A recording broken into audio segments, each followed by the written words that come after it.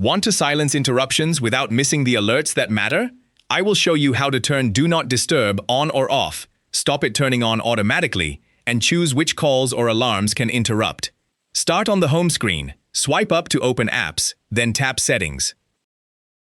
In Settings, tap Search Settings near the top right, type Do Not Disturb.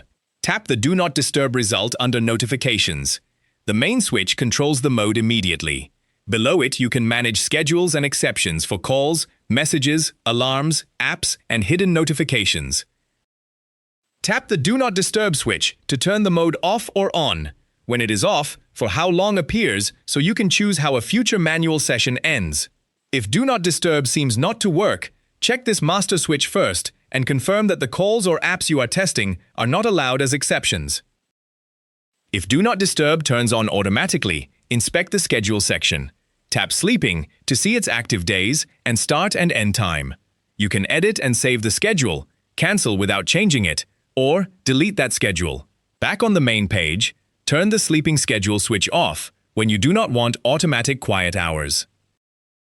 Open calls, messages, and conversations. For calls, choose All, Contacts Only, Favorite Contacts Only, or None. Repeat callers can allow a second call from the same number within 15 minutes.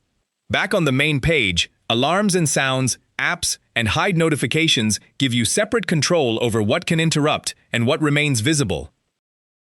Here is the full path again. Open Settings, search for Do Not Disturb, and open the notifications result. Use the master switch for immediate on or off control. Check Sleeping under Schedule if the mode activates by itself. Then review calls, messages and conversations, alarms and sounds, apps, and hide notifications. Those exceptions usually explain unexpected alerts. If this helped, tap like and subscribe for more Android guides.